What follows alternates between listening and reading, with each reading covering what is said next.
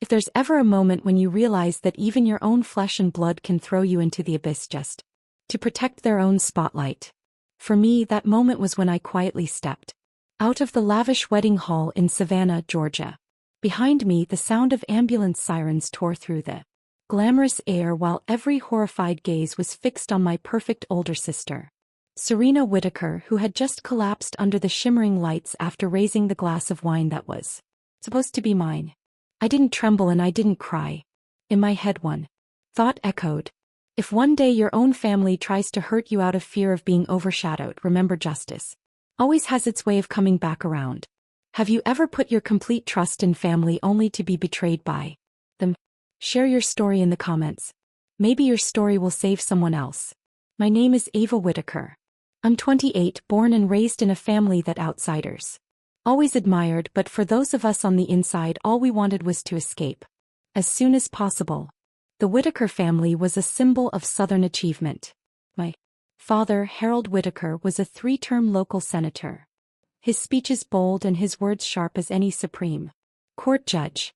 My mother, Colleen, was the kind of woman everyone wanted to sit with at any party.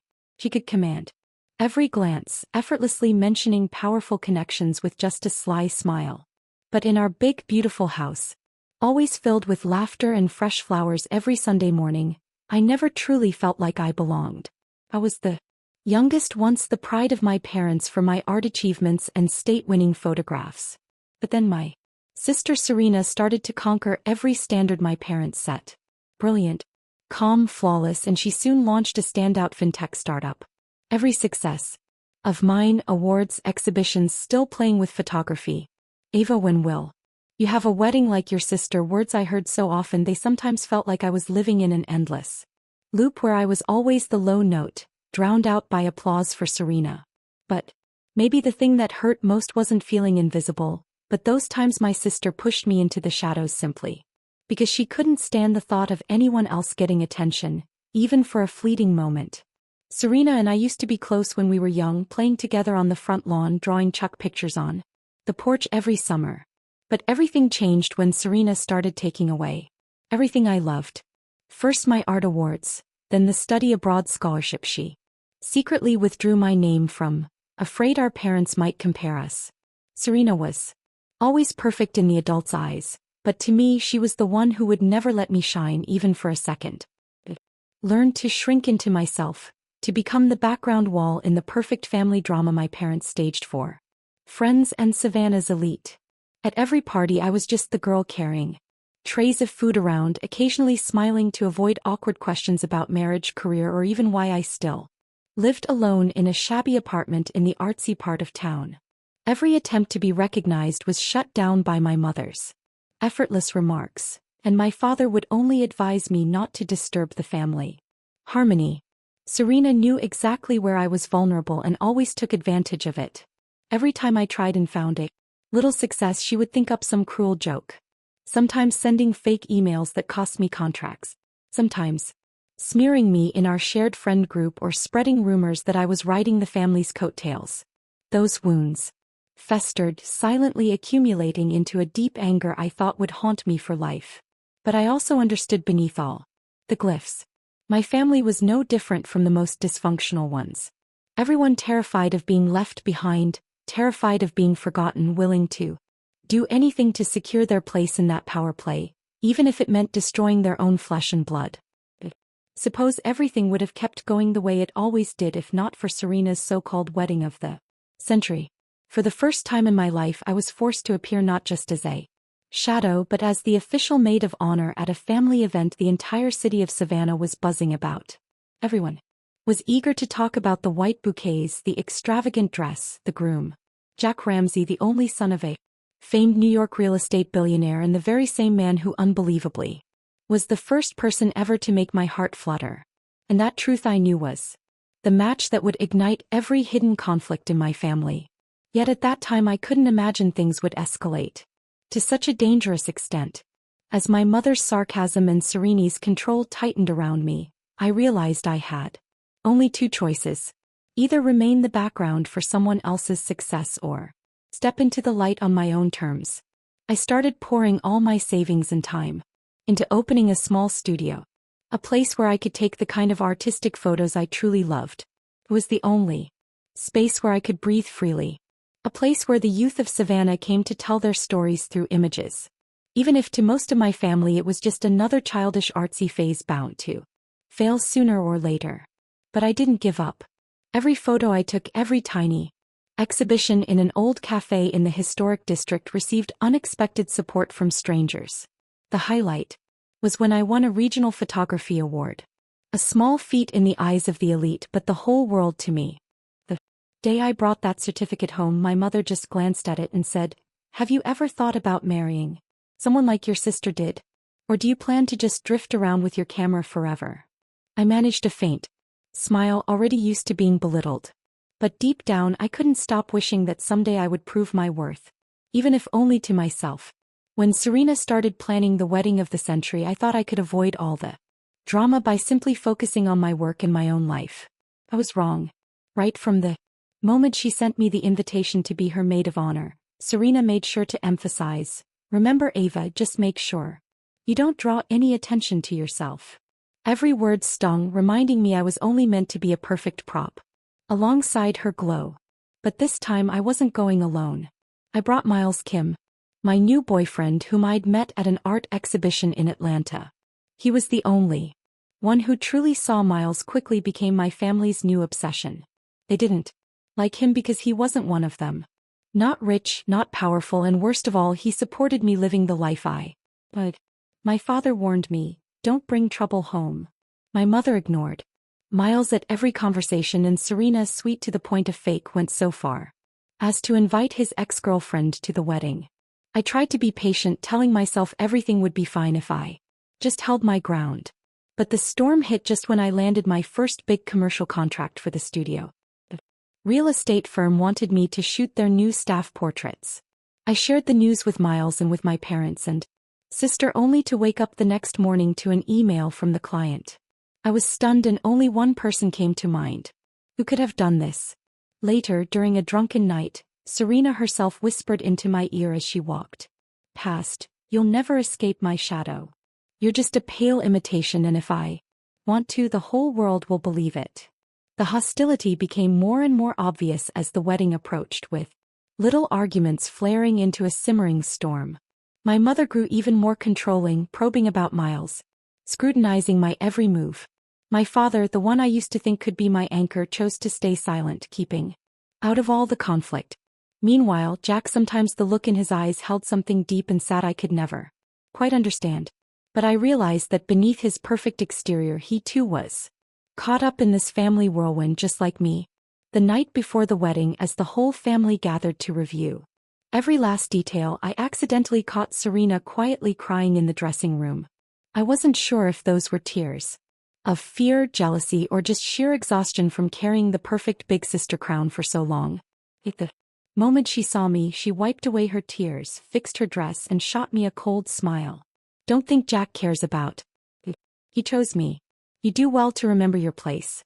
It was in that moment that I realized everything my sister did. The manipulation, the sabotage, even the cruelty, all stemmed from a single fear. The fear of being forgotten, of being outshined, of having her last bit of spotlight taken by her own flesh and blood. But I also understood that when that fear grows strong enough, it can push a person to the very edge of selfishness and cruelty, even against family. And I never could have imagined that tomorrow things would truly spiral out of control, that a single glass of champagne would change the fate of the Whitaker family forever. On Serena's wedding day, Savannah's air was humid, but the atmosphere inside the mansion where the reception was held felt suffocating. Long tables covered in white lace, sparkling crystal glasses, chandeliers casting their glow over hundreds of faces, accustomed only to smiling for society magazines. I wore the ivory bridesmaid's dress Serena had chosen herself, standing in the middle of the crowd, wishing I could disappear. My mother was busy directing the servers, my father seizing every minute to shake hands with new partners, while I, ever since I stepped inside, felt the sting of scrutinizing looks, the whispers behind my back. "Is that Ava? The weird artist's little sister?" But compared to what was about to happen, All those looks were just a breeze before the storm. The fateful moment came when all the guests were pleasantly tipsy. Live music drifting by the lake. Serena called me to the head table. Jack sat beside her, looking a bit weary or perhaps more accurately drained. His eyes sometimes drifting toward me as if he wanted to say something, but never quite found the courage. Serena leaned against his shoulder, radiant as the queen of the party, but I could see in her eyes a strange tension, a restless anxiety. Serena handed me a glass of champagne, her smile sugary sweet, whispering softly in my ear. "I want you to really stand out tonight, Ava. This for me." Before I could respond, she was already urging me to take a sip. The champagne shimmered gold under the lights, but I noticed her eyes were fixed on my hand, watching, waiting. Grown used to Serena's petty pranks, but I had never seen her this tense. Never sensed such danger lurking in her every move. My instincts screamed at me to be careful. I held the glass, smiled brightly, and turned as if to take a selfie with Jack and Serena. In that moment, everyone was laughing and chatting, no one noticing how swiftly I swapped 2 glasses, handing Jack the glass Serena had given me while I took his. Jack looked a bit surprised but still raised his glass with me. And so did Serena, her lips curving into a satisfied smile I knew was entirely fake. Just a few minutes later, as we all toasted together, I noticed Jack suddenly staggering. He winced, his hand trembling, lips pressed tight as if he was fighting off a violent wave inside. Serena's face changed color and she quickly set her glass down, but it was already too late. Someone called for an ambulance. My mother rushed to shield Serena from the press's gaze, and my father hurried to calm his powerful guests. I stood frozen in the chaos, my eyes fixed on my sister. Serena was ghostly pale, her lips trembling but unable to utter a sound. I knew she understood exactly what had happened, and for the first time I saw pure terror in her eyes, the fear of being exposed. I clenched my fists, my heart pounding as I overheard my mother whisper, her voice filled more with worry for appearances than for Jack. "Don't let the media dig into this." I realized then, in a place where reputation meant more than family, people would do anything to protect their glittering facade. As the paramedics wheeled Jack away, Serena couldn't take her eyes off me. Amid this sea of people and flashing lights, it was just the 2 of us, sister to sister, facing a brutal truth. I had just saved myself from a cruel trap, while Serena was devoured by her own fuming. But I didn't know this was only the beginning of a new hell where every finger would soon be pointed at me, the little sister who had destroyed the perfect family's happiness. The days that followed were like a never-ending nightmare. News of the Whitaker wedding scandal covered every local newspaper, quickly spreading across social media. Someone had filmed Jack's collapse on the dance floor. Images of Serena kneeling in tears. My mother frantically calling for help all became gossip fodder in every cafe and every boardroom my father frequented. But the most painful thing was realizing that with just a single click my entire family was willing to make me the scapegoat to protect the family name. Less than a day after the wedding, I received the first call from my father. He didn't ask how I was feeling, just coldly cut off every explanation. "Ava, you've ruined everything. It's best you don't contact the family until this blows over." My mother sent me a long email. Not a single word of concern. Only instructions to keep completely silent with the press, not to accept any interviews. "Serena is in crisis. Please, don't make her suffer more."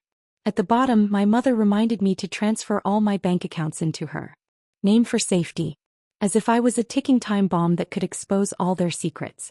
Miles, my boyfriend, was summoned to the police station for questioning just because he was the only outsider by my side during the chaos. Could see the exhaustion in his eyes. Felt the sting of baseless rumors that followed us both. My art studio, my only source of comfort, wasn't spared from the wave of slander either.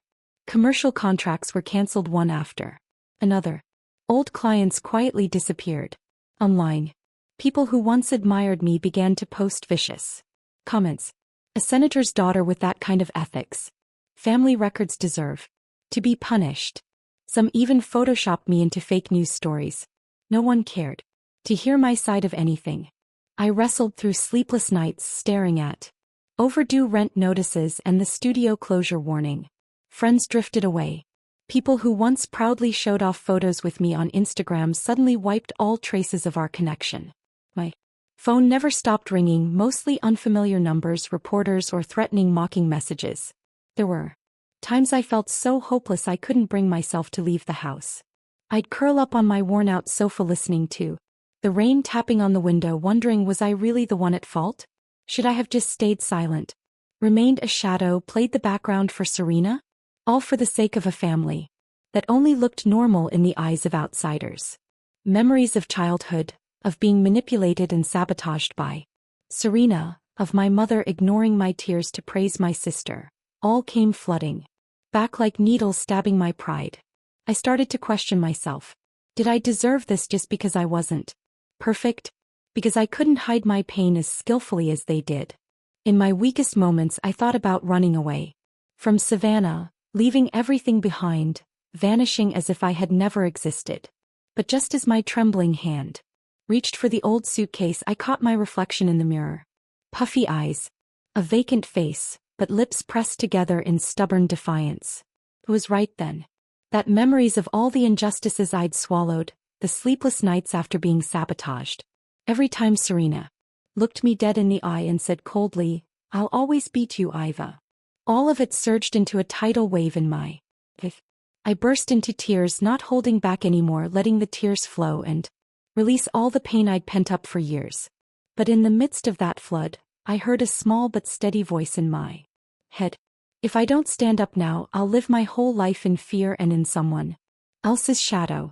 I wiped my tears and stood up, knowing what I had to do next. I didn't know what the road ahead would look like or if anyone would believe me, but I understood. Only by taking control of my own fate could I breathe freely, even if I had to walk alone through the cold night. And that was the beginning of a different Ava.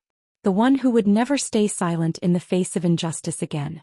Who would no longer be the victim of a toxic family, even if it meant facing a world that had turned its back on me. I thought I had fallen as low as a person could go. But it turned out that right there in that darkness I found hope from the most unexpected place. That night, when I was nearly collapsed over my old desk, an email notification popped up. Not spam, not another stream of mockery, but a brief subject line. "You deserve to know the truth." My heart pounded, hands shaking, as I opened it. In her email, she explained she'd accidentally discovered internal security footage of Serena secretly slipping something into my glass, then acting affectionate while urging me to drink. Rebecca was afraid of retaliation, so she'd hidden the footage, but after seeing me destroyed by my own family and the media, she decided to stand up for the truth. I sat in silence for a long time, tears streaming down my face, not from shame or helplessness but from something else entirely. For the first time in weeks, I didn't feel completely alone. I immediately forwarded the video to Miles. Even though he was also suffering under public scrutiny, he still chose to stay by my side. "You're not the one at fault, Ava. We're going to bring the truth into the light." We decided to contact a lawyer and at the same time tried to reach out to Jack once he regained consciousness in the hospital. Even though Serena and my mother did everything they could to block us. After countless texts and calls that went unanswered, Miles used his industry connections to arrange a secret meeting. Jack was there, pale with dark circles under his eyes from medication and sleepless nights. But for the first time he looked at me with honesty. I silently handed him the video, saying nothing. When he finished watching, Jack buried his head on the table, his hand gripping the chair, shaking uncontrollably. It was a long time before he finally looked up, eyes red and stripped of all coldness. "Ava, I'm sorry. I knew Serena wasn't a good person, but I never thought it would go this far. She hasn't just hurt you. Serena has ruined my life too. He's my family's business secrets to blackmail me into marrying her, threatening that if I refused she'd expose everything and my parents would lose it all." Jack explained that throughout his relationship with Serena, he was constantly controlled and suffocated until he was no longer himself. All his close friendships were driven away by her. Many times Jack had considered calling off the wedding, but then Serena's mother and my own would resort to every trick, even threatening to reveal information that could destroy the Ramsey family's reputation and legacy. "I know you once had feelings for me, Ava, and I genuinely cared about you too. But seeing you treated so unfairly while no one spoke up, it made me feel weak and cowardly. This time I want to change that. The alliance between me, Jack, victim. Turned out. There had been housekeepers, old friends, even distant relatives who had been silenced or forced to leave Savannah just to keep the perfect family facade intact. The meetings between me, Jack, and Miles often happened in secret. Sometimes just hurried messages exchanged in a parking garage or an out-of-the-way cafe. But every time we collected another piece of evidence, I felt a part of myself come back to life. I was no longer the small hidden Ava behind the stage curtains. I felt stronger with purpose, knowing exactly what I needed to protect. My old studio was closed, so I shifted to smaller community art projects, receiving support from people who, like me, had suffered at the hands of model families. Hiding deep toxicity. The more voices that spoke out, the more I realized I wasn't alone in this fight. And perhaps the truth really was the only weapon strong enough to set us all free. Once again, I told myself, if my own family can be this ruthless, then I must love and protect myself before expecting it from anyone else. And that's when I knew even if I had to face a storm of revenge from Serena and my mother, I would never run again. For the first time in my life, I was ready to fight not just for justice for myself, but for everyone who'd ever silently endured what I had. Maybe I was naive to think that having the truth on my side would make things easier. In the days that followed, the atmosphere in the city grew thick with tension. Every heartbeat felt like another phone call, another threat, another distorted headline appearing in every major and minor paper. Serena. My mother didn't sit quietly once they discovered that Jack, Miles, and I were investigating and had gathered enough evidence to expose all they had hidden. They fought back like cornered beasts, and their weapons, as always, were power, money, and the media.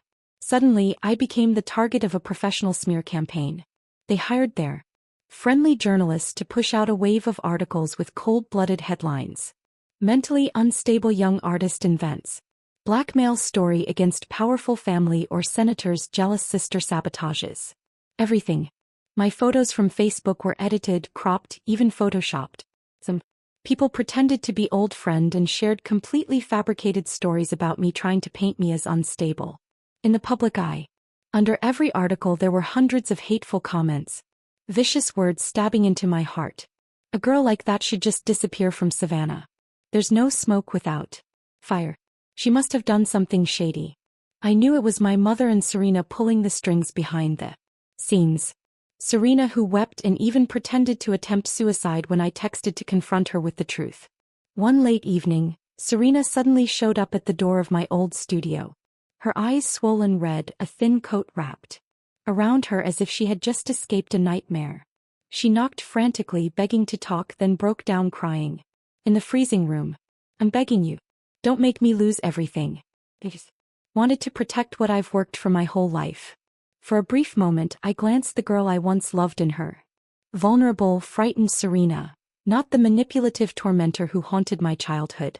But then Serena slipped right back into her old ways.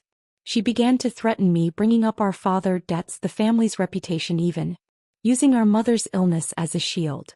If you go public, this whole family will end up in jail. Dad will kill himself from shame. Mom's heart will give out and she'll die. I listened in silence, feeling every word like a knife, desperately trying to sever the last thread connecting us as cisbore. Maybe I would have softened, shrunk away in fear, believed I was to blame for the world's misery just for daring to speak. But now I saw it for what it was. Just another kind of manipulation. Another act to keep me trapped in their toxic cycle with no way out. Miles stayed by my side through the endless white nights, reminding me, you don't owe anyone anything except yourself. If you let go this time, you'll lose yourself forever. Jack, despite being hunted by reporters and his own family, kept showing up at our secret meetings, making it clear he was ready to testify for me in court. Together we compiled all the evidence, videos, emails, threatening messages, and brought forward other victims who'd been manipulated by Serena and my mother. The media storm reached its climax when my father called me for the first time in weeks. No longer the calm, respected man I once admired. He was just a politician. Now terrified of losing his seat, his voice shaking but words as cold as ice. I went numb. Even the one person I'd always believed would protect me had turned away, choosing ambition over justice. I understood then that I was truly alone against my entire family. But this time I wasn't afraid anymore. Looking in the mirror, I saw a different Ava. Stronger, more resilient, with nothing left to lose. No one had the right to manipulate me ever again, not even those I'd loved most.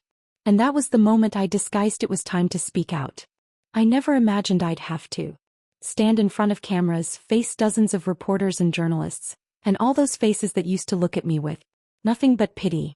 But I knew only the truth exposed to the world could end this toxic cycle.